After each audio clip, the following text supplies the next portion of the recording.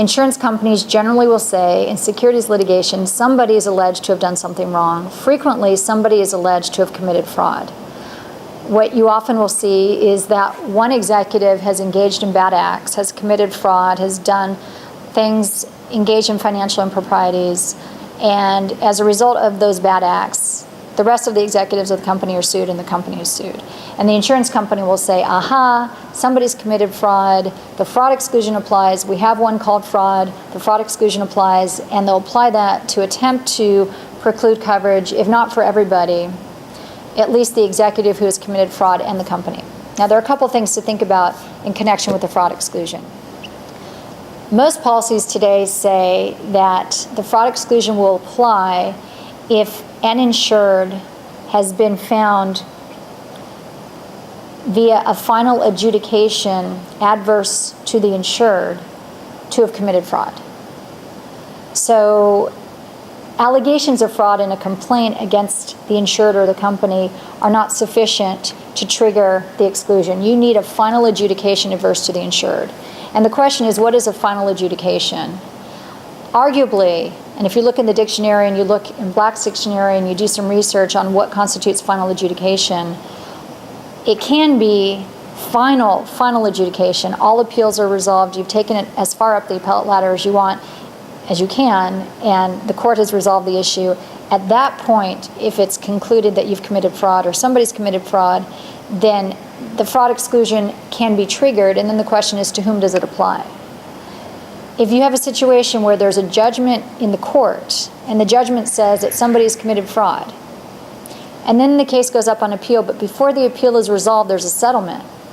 There's no final adjudication of fraud, the exclusion doesn't apply. And this is important because, generally speaking, most policies with a fraud exclusion have a severability provision that says if one insured commits fraud and the other insureds are innocent, the fraud of the bad guy won't be imputed to the good guys.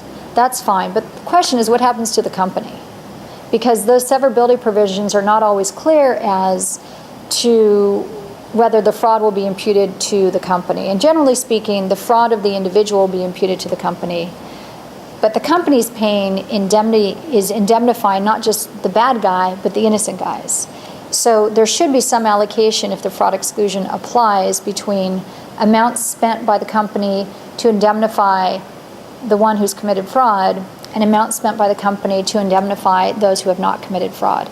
It seems like a basic concept. It seems like it should be widely accepted by everybody, including insurers, but you would be amazed by how many insurers argue that if somebody committed fraud, any amount spent by the company, regardless on behalf of who, are not covered.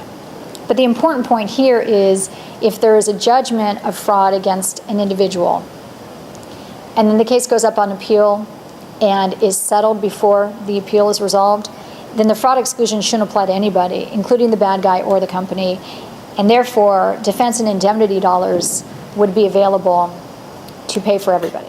Another interesting point with respect to the fraud exclusion is that most folks will presume that if a senior person within a company commits fraud, let's say the chairman of the board, the CEO, one of the most senior people in the company commits fraud, one would presume that that would kill coverage for not just that individual, but also the company.